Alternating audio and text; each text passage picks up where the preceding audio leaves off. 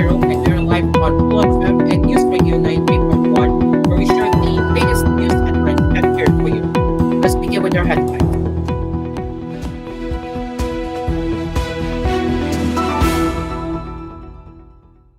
Former presidential spokesperson Harry Roque likely left the Philippines.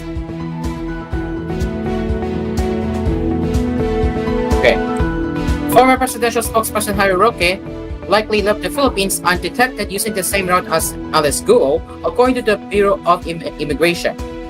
During the Senate Subcommittee on Justice and Human Rights hearing on Tuesday, PI Commissioner Joel Anthony Viado disclosed this information. He said, since Anthony Roque has no recorded departure in the PI's records, he most likely took the same route as Alice Guo in leaving the country by using a backdoor exit in Tawi-Tawi. To recall, Alice and her siblings, Shyla and Wesley, were believed to have used the Tawi-Tawi backdoor to escape Philippine jurisdiction undetected. This was the revelation made by National Intelligence Coordinating Agency or NICA Director Furlu Silvio during the committee's hearing last March 4. According to Silvio, NICA was also able to monitor Roque's travel from Zamboanga to Tawi-Tawi on September 2, 2024. He said after Roque landed in Tawi-Tawi, no other information came out. Roque is in the Netherlands at present, where he is acting as a member of former President Rodrigo Duterte's legal team for the latest crimes against humanity case before the International Criminal Court. The former presidential spokesperson is implicated in the qualified human trafficking case against Cassandra Leong and several others concerning the alleged illegal activities of the Pogo Hub Lucky Star 99 Corp. He has an outstanding arrest order from the House of Representatives after being cited for contempt and ordered detained due to his failure to submit documents that would justify the alleged sudden increase in his wealth. The BI earlier said he likely left the country through illegal means.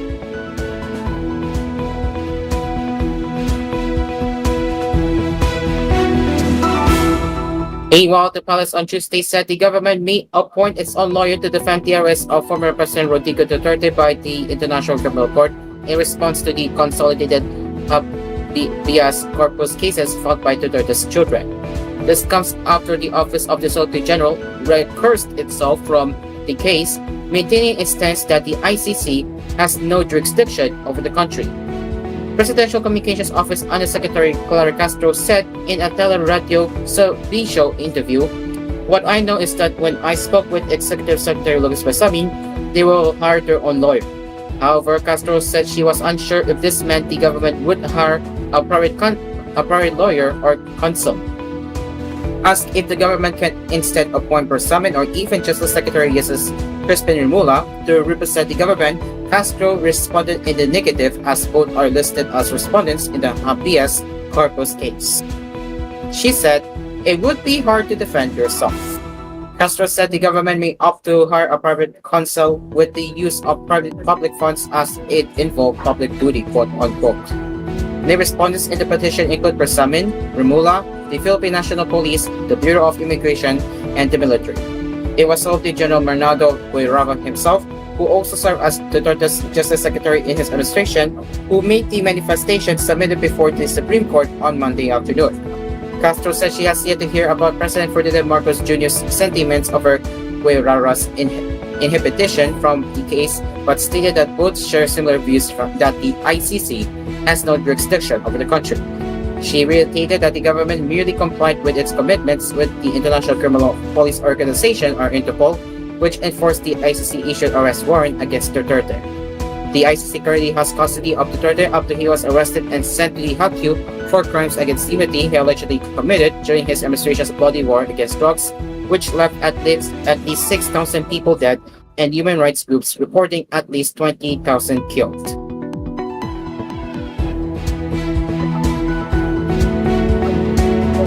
The National Police Commissioner Arnaldo Com has been ordered to investigate and file administrative charges against Apotromen over his social media posts regarding former President Rodrigo Duterte's arrest. The Philippine National Police previously reiterated its non-partisan stance in a press briefing on Wednesday amid an outpouring of support for the former president on social media following his arrest by the International Criminal Court.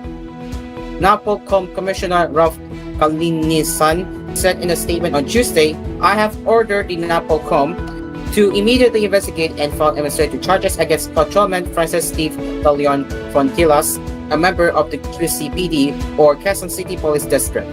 He has used his social media for partisan political activity in violation of the primer on personal decorum and the code of ethics of the PNP, among others. Worse, his posts are already sorry. Worst, his posts are clearly malicious and criminal in nature as they are already inciting to sedition.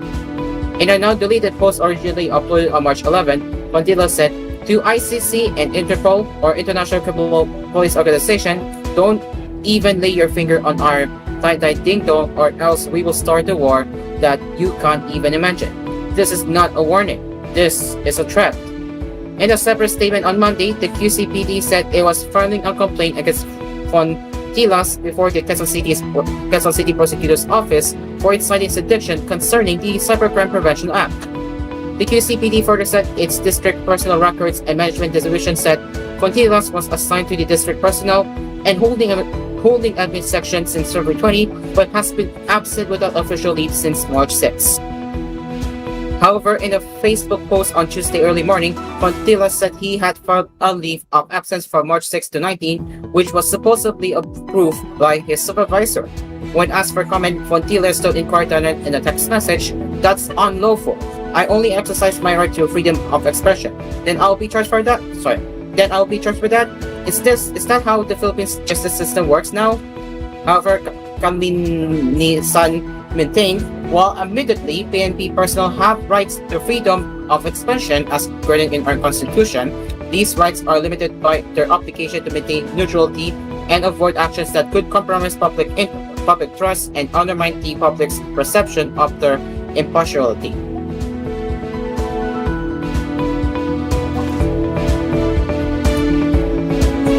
And the Philippine Navy rescued 26 passengers after a wooden-hulled vessel sank off Turtle Islands, Tawi-Tawi on Sunday, and officials said Monday.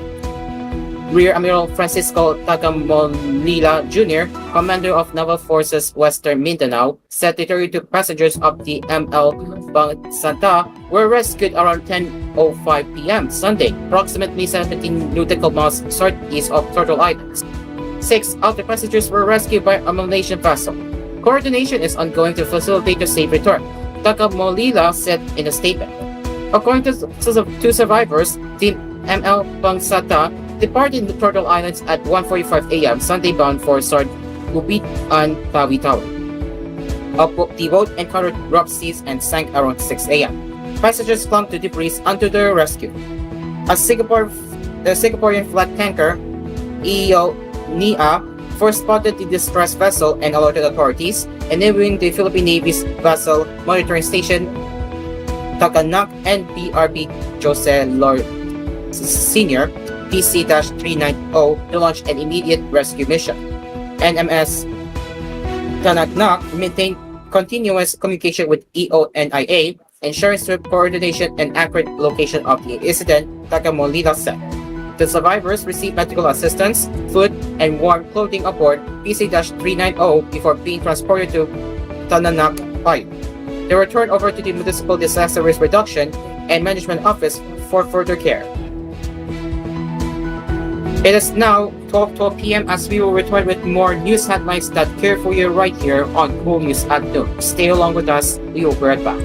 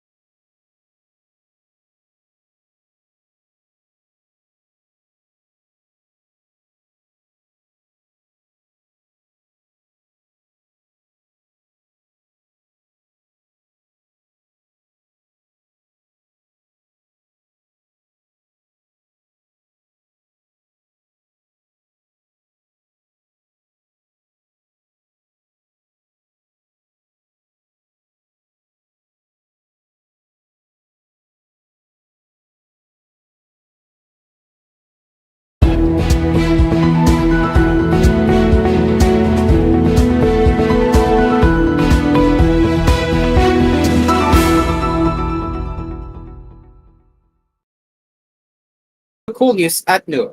Let's continue with the headlines.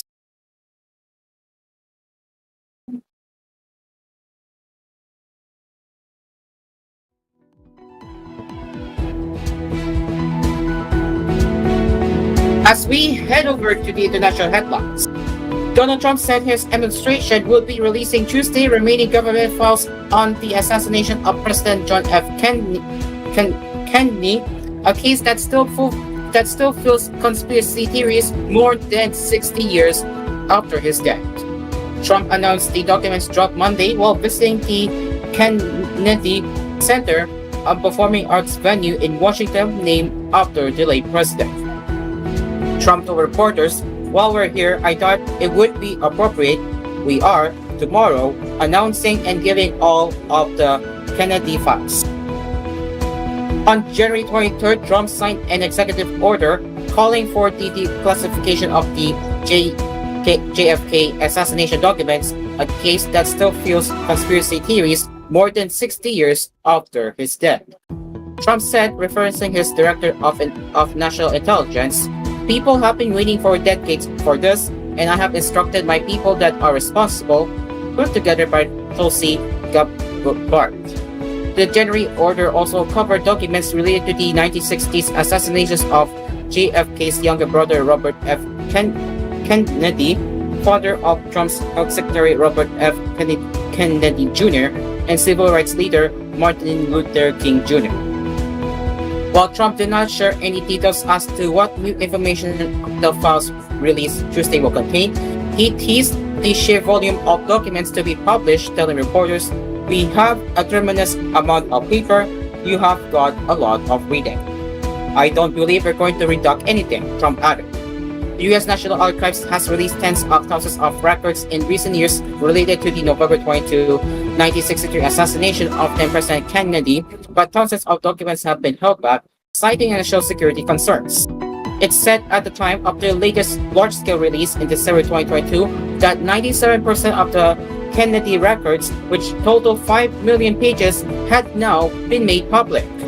The Warren Commission that investigated the shooting of the charismatic 46-year-old president determined that it was carried out by a former sharpshooter, Lee Harvey Oswald, acting alone. But that former conclusion has done little to quell speculation that a more sinister plot was behind Kennedy's murder in Dallas, Texas, and the slow release of the government files has added fuel to various conspiracy theories. Britain's King Charles III's planned state visit to the Vatican in early April will go ahead for Pinumpunga, Buckingham Palace said on Tuesday. Charles, who is the head of the Church of England, is scheduled to meet his Catholic counterpart on April 8, according to the palace program. A Buckingham Palace source expressed, "Our hopes and prayers that Pope Francis held will enable the visit to go ahead." The king wrote to Francis when the 88-year-old pontiff was struck down with pneumonia in both lungs, for which he has been receiving treatment in Rome's Gemelli Hospital for more than a month, the source added. Charles is said to be accompanied by his second wife Camilla on his April 7 to April 10 visit to the Holy See and Italy, his first debut as king. Up to his Vatican visit, Charles will meet Italy's Prime Minister Giorgia Meloni and President Sergio Mattarella. He is set to become the first British monarch to address a sitting of the Italian Parliament, according to Buckingham Palace. His last visit to the Holy See was in 2019, when he likewise met Pope Francis. After revealing in February 2024 that he was being treated for cancer, the 76-year-old sovereign has since October resumed his trips abroad. The Church of England split from the Roman Catholic Church in the 16th century after Prophet Solomon VII refused King Henry VII's request to annul his first marriage to Catherine of Aragon. In response, Henry launched the English Reformation, making him supreme leader of the country's church and steering it towards Protestantism.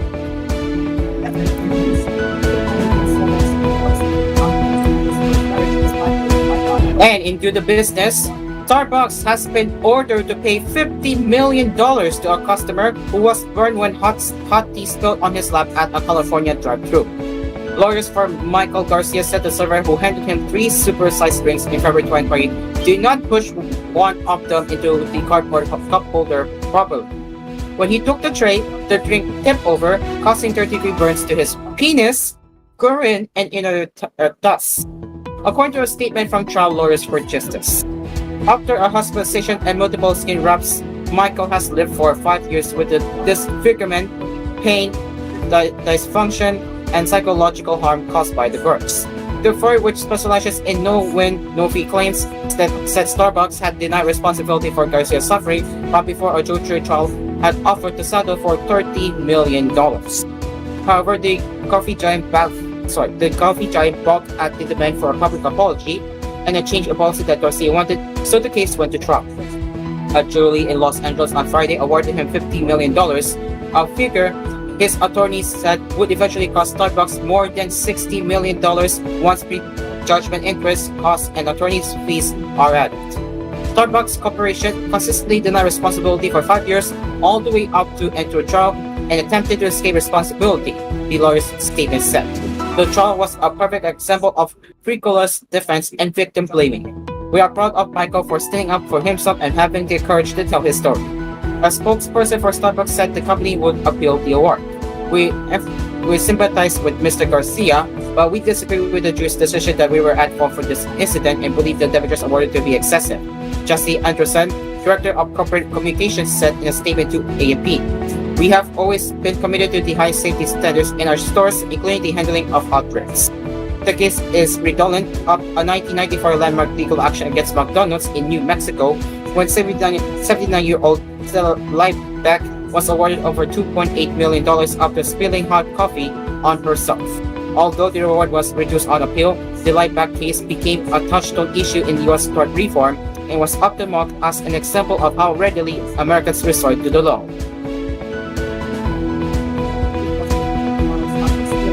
And into the showbiz, it looks like Conan O'Brien will return to host a second consecutive Oscars, the Academy said Monday, March 17, after this month's well-reviewed gala drew almost 20 million viewers in a slight ratings uptick.